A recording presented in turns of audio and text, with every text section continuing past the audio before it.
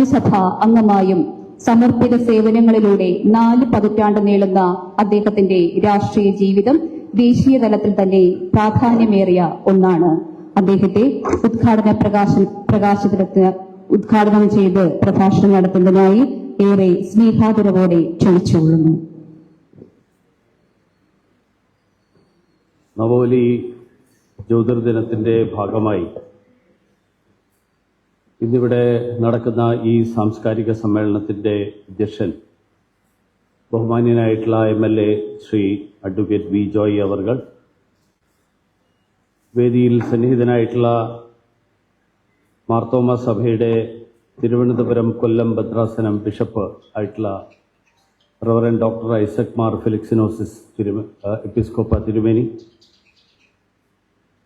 വേദിയിലുള്ള ശാന്തിഗിരി ആശ്രമത്തിന്റെ vice president Swami Nirmohatma Jnanathapaswi അവർകൾ,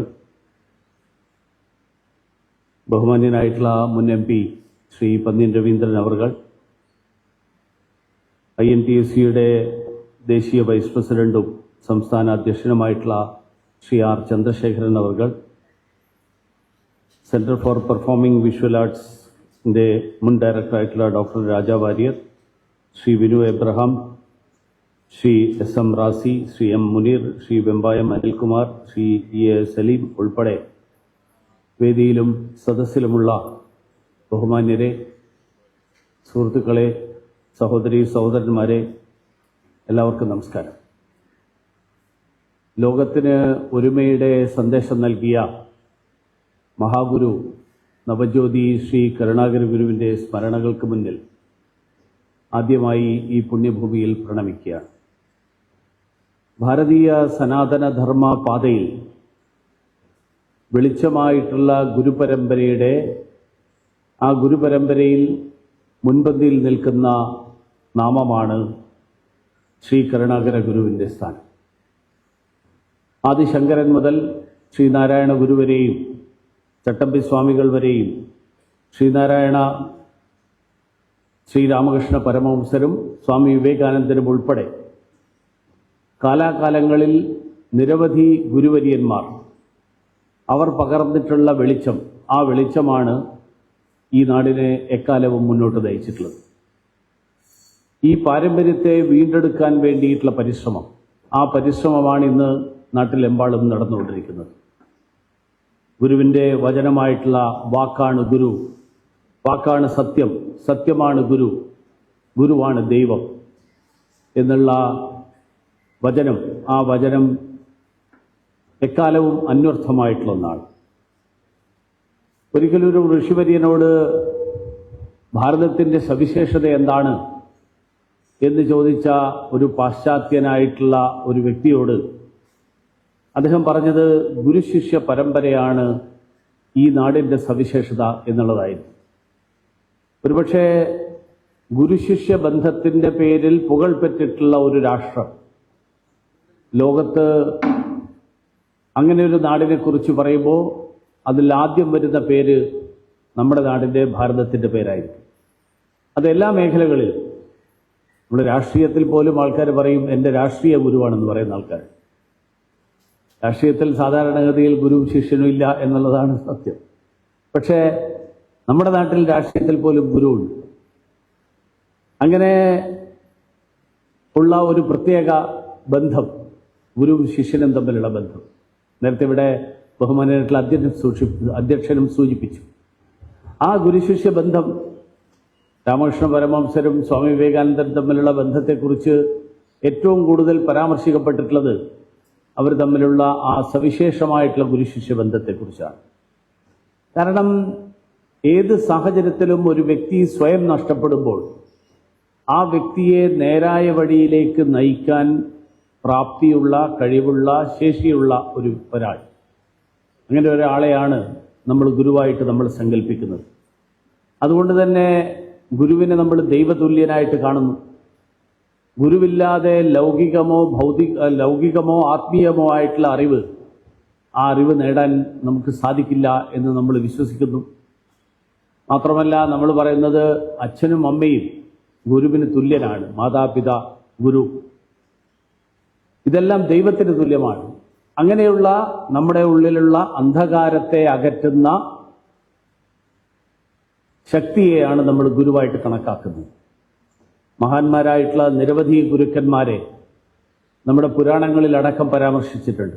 വേദവ്യാസ മഹർഷിയായും ദ്രോണാചാര്യനായും വസിഷ്ഠ ഗുരുവായും അങ്ങനെയുള്ള ആ കാലത്ത് രാജകുമാരന്മാർ പോലും ഗുരുകുലത്തിൽ പോയി ഗുരുവിൻ്റെ അടുത്ത് പോയി വിദ്യ അഭ്യസിക്കുക, അങ്ങനെ ഒരു പ്രത്യേകമായിട്ടുള്ള വിദ്യാഭ്യാസത്തിൻ്റെ രീതി, ആ രീതിയാണ് അക്കാലത്തുണ്ടായിരുന്നത്. അത് നമ്മൾ ആധുനിക കാലഘട്ടത്തിൽ കേരളത്തെക്കുറിച്ച് പറയുമ്പോൾ കേരളത്തിൽ അങ്ങനെയുള്ള നിരവധി മഹാഗുരുക്കന്മാർ, അങ്ങനെയുള്ള മഹാഗുരുക്കന്മാർക്ക് ജന്മം നൽകിയ മണ്ണാണ് കേരളം. സമഭാവനയും ഉൾക്കൊള്ളലും സഹജീവികളോടുള്ള കരുണയും ഇതെല്ലാം അടിസ്ഥാനമാക്കിക്കൊണ്ട് ഈ നാടിനെ മുന്നോട്ട് നയിക്കുന്നതിൽ വലിയ പങ്ക് വഹിച്ചിട്ടുണ്ട് അങ്ങനെയുള്ള ഗുരുക്കന്മാർ. അതുകൊണ്ട് നമ്മളെ സംബന്ധിച്ചോളം നമ്മൾ സമാധാനത്തിൻ്റെയും സഹവർത്തിത്വത്തിൻ്റെയും പാത ആചരിക്കുന്നവരാണ്. നമ്മളാരെയും അങ്ങോട്ട് പോയി ആക്രമിക്കുന്ന സ്വഭാവമുള്ള ആളുകളല്ല.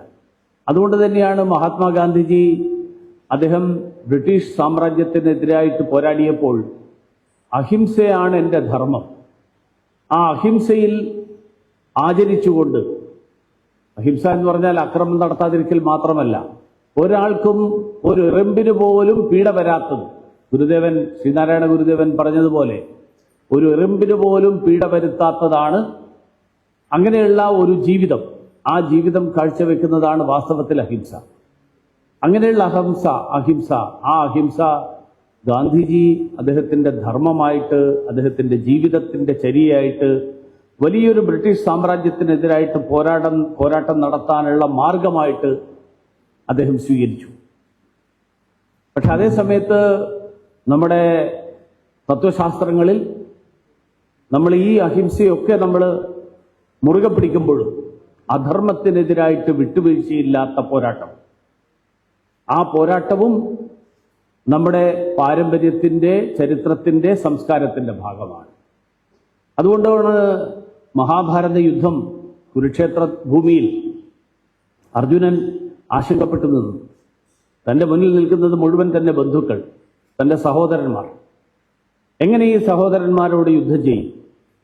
അവരോട് യുദ്ധം ചെയ്ത് എനിക്കൊന്നും വേണ്ട, എനിക്ക് രാജ്യം വേണ്ട, എനിക്ക് സുഖം വേണ്ട, എനിക്ക് സ്വർഗം വേണ്ട എന്ന് പറഞ്ഞ് ആയുധമടക്കം ഉപേക്ഷിക്കാൻ തയ്യാറായി നിന്ന അർജുനനോട് ഭഗവാൻ കൃഷ്ണൻ പറഞ്ഞത്, ഈ നിന്റെ മുന്നിൽ നിൽക്കുന്നവർ അവർ അധർമ്മത്തിന്റെ പക്ഷത്താണ് നിൽക്കുന്നത് എന്നുകൊണ്ട് തന്നെ അവർക്കെതിരായിട്ടുള്ള ഏറ്റുമുട്ടലല്ല നടക്കുന്നത്, അധർമ്മത്തിനെതിരായിട്ടുള്ള ഏറ്റുമുട്ടലാണ് നടക്കുന്നത്. അധർമ്മത്തെയാണ് നമ്മൾ ഇല്ലാതാക്കാൻ ശ്രമിക്കുന്നത്.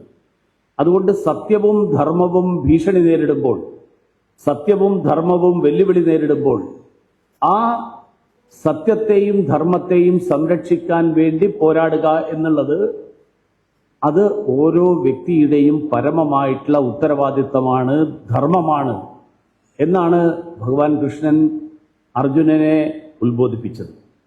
അതുകൊണ്ട് തന്നെ അർജുനൻ വീണ്ടും സംശയിച്ചു.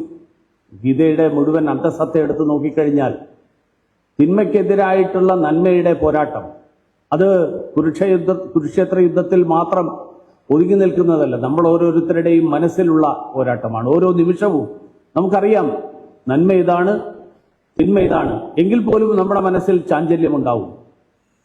ആ ചാഞ്ചല്യത്തെ എങ്ങനെ അകറ്റാം, ആ ചാഞ്ചല്യത്തെ എങ്ങനെ അവസാനിപ്പിക്കാം? അങ്ങനെ അധർമ്മത്തിനെതിരായിട്ട് ആയുധമെടുക്കുക എന്നുള്ളത് ക്ഷത്രിയന്റെ ധർമ്മമാണ് എന്നാണ് അർജുനനോട് ഭഗവാൻ കൃഷ്ണൻ ഉത്ബോധിപ്പിച്ചത്. ഇന്ന് അധർമ്മം സത്യത്തിനും ധർമ്മത്തിനുമെതിരായിട്ട് ആയുധമെടുത്ത് കൺമുന്നിൽ നിൽക്കുന്ന കാഴ്ചകൾ നമ്മൾ കാണുകയാണ്. അങ്ങനെ ഒരു കാഴ്ച കാണുമ്പോൾ ഒരു പൗരന്റെ ധർമ്മം എന്നുള്ള നിലയിൽ, ക്ഷത്രിയന്റെ ധർമ്മം എന്നുള്ള നിലയിൽ ആ ധർമ്മം പാലിക്കുക എന്നുള്ള ഉത്തരവാദിത്വവും ഓരോ പൗരന്റേതുമാണ്. ഭഗവാൻ കൃഷ്ണൻ പറഞ്ഞതുപോലെ പരിത്രാണായ സാധൂനാം വിനാശായ ച ദുഷ്കൃത ധർമ്മ സംസ്ഥാപനാർത്ഥായ സംഭവാമി യുഗേ യുഗേ. അധർമ്മം കൊടികുത്തി വാഴുന്ന സാഹചര്യം ഉണ്ടാകുമ്പോൾ നീതിമാന്മാരെ സംരക്ഷിക്കാൻ, ദുഷ്ടന്മാരെ ഉന്മൂലനം ചെയ്യാൻ, ധർമ്മതത്വങ്ങൾ പുനഃസ്ഥാപിക്കാൻ, അതിനു വേണ്ടിയിട്ട് ഞാൻ ഈ ഭൂമിയിൽ ഓരോ യുഗത്തിലും അവതരിക്കുന്നു എന്ന് ഭഗവാൻ കൃഷ്ണൻ പറഞ്ഞതുപോലെ നിഷ്കളങ്കരായിട്ടുള്ള പ്രജകളെ കൊന്നൊടുക്കുന്ന ശത്രുക്കളെ, ആ ശത്രുവിനോട് അഹിംസാതത്വം പാലിക്കാൻ നമുക്കാവില്ല. അത് പുരാണങ്ങൾ തന്നെ പറയുന്നു. ദുഷ്ടന്മാരെ ഉന്മൂലനം ചെയ്യണം, ദുഷ്ടനിഗ്രഹം, ധർമ്മ സംസ്ഥാപനം, ഇതൊക്കെ ഭഗവാൻ കൃഷ്ണന്റെ അവതാര ലക്ഷ്യങ്ങളായിരുന്നു. സർവനാശം വിതയ്ക്കാൻ ഉതകുന്ന കുരുക്ഷേത്ര യുദ്ധം, ആ കുരുക്ഷേത്ര യുദ്ധം അവസാനിപ്പിക്കാൻ, ഒഴിവാക്കാൻ കൃഷ്ണൻ പരമാവധി ശ്രമിച്ചു. കൃഷ്ണൻ സ്വയം ദൂതുപോയി. കൃഷ്ണൻ പറഞ്ഞു, ധൃതരാഷ്ട്ര സഭയിലെത്തി, ഇവർക്ക് ജീവിക്കാനുള്ള പകുതി രാജ്യം, 5 പേർക്ക് 5 ഗ്രാമം, 5 വീട്, ഇത്രയൊക്കെ ചെയ്തിട്ടും സമാധാനം ഉണ്ടാകാതിരുന്നപ്പോൾ ദുര്യോധനനോട് കൃഷ്ണൻ അടക്കം പറഞ്ഞു, യുദ്ധമുണ്ടായാൽ ഇരുപക്ഷവും നശിക്കും, എല്ലാവരെയും കൊന്നിട്ട് ആർക്ക് ജയിക്കാൻ പറ്റും? ഇതൊക്കെ ദുര്യോധനെ ബോധ്യപ്പെടുത്താൻ ശ്രമിച്ചു. പക്ഷെ ലോകം മുടിഞ്ഞാലും കൃഷ്ണൻ പറയുന്ന കാര്യങ്ങൾ അംഗീകരിക്കില്ല എന്നുള്ളതായിരുന്നു ദുര്യോധനന്റെ മറുപടി. സൂചി കുത്താൻ ഇടം പോലും നൽകില്ല എന്നുള്ളതായിരുന്നു ദുര്യോധനന്റെ ധാർഷ്ട്യം. അപ്പൊ പിന്നെ വേറെ വഴിയില്ല എന്ന് ഭഗവാൻ നിശ്ചയിച്ചു. ആധുനിക കാലഘട്ടത്തിലും അത്യാഗ്രഹികളായിട്ടുള്ള ദുര്യോധനന്മാർ ചോരക്കൊതി കൊണ്ട് രംഗത്തിറങ്ങുന്നത് നമ്മൾ കാണുന്നു. ദുഷ്ടനിഗ്രഹത്തിനായിട്ട് ആയുധമെടുക്കാൻ പലപ്പോഴും നിർബന്ധിതരാകുന്ന സാഹചര്യം. ആ സാഹചര്യമാണ് ഈ വർത്തമാന കാലത്തും നമ്മുടെ ഭരണാധികാരികൾക്കും നമ്മുടെ നാട്ടിലെ പൗരന്മാർക്കും ഉള്ളത്. നമുക്കറിയാം, ആയുധമെടുത്തിട്ടുള്ള യുദ്ധം, ആ യുദ്ധത്തെക്കുറിച്ച് മാത്രമല്ല ഞാൻ നേരത്തെ പറഞ്ഞ തിന്മയ്ക്കെതിരായിട്ടുള്ള നന്മയുടെ പോരാട്ടം. നന്മയെ ഉണർത്തുക, ശക്തമാക്കുക, ലോകത്തിന് മുഴുവൻ ക്ഷേമകരമായിട്ട് പ്രവർത്തിക്കുക. കരുണാകര ഗുരുവടക്കമുള്ള ഭാരതീയ ഋഷി പരമ്പരയിൽപ്പെട്ട ഗുരുക്കന്മാർ, ആ ഗുരുക്കന്മാർ കാട്ടിത്തന്ന പാതയിൽ, ആ പാതയിലൂടെ ഈ രാജ്യത്തെ നയിക്കാനാണ് ഇന്ന് നടക്കുന്ന ശ്രമങ്ങൾ. അതുകൊണ്ട് അസഹിഷ്ണുതയല്ല, പാരമ്പര്യത്തിൽ അഭിമാനിക്കുന്ന, ആ പാരമ്പര്യത്തിൽ അഭിമാനിക്കുന്ന ഒരു സമീപനമാണ് നമ്മൾ എടുക്കേണ്ടത്. സമൂഹത്തിൽ സാധാരണക്കാരുടെയും പാർശ്വവൽക്കരിക്കപ്പെട്ടവരുടെയും ഉന്നമനത്തിനായിട്ട് ശാന്തിഗിരി നടത്തുന്ന പ്രവർത്തനങ്ങൾ, ആ പ്രവർത്തനങ്ങളെല്ലാം കരുണാകര ഗുരുവിന്റെ സന്ദേശങ്ങളുടെ, അദ്ദേഹത്തിന്റെ ഉദ്ബോധനങ്ങളുടെ, അദ്ദേഹത്തിന്റെ തത്വശാസ്ത്രങ്ങളുടെ, ആ തത്വശാസ്ത്രത്തെ പ്രാവർത്തികമാക്കാൻ വേണ്ടി നടത്തുന്ന ശ്രമങ്ങളാണ്.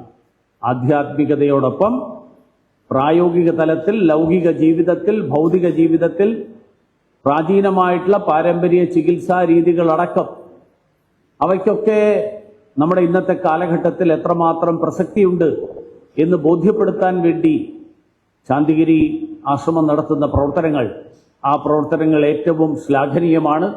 ആശ്രമത്തിന്റെ പ്രവർത്തനങ്ങൾക്ക് ആശംസകൾ നേരുന്നു.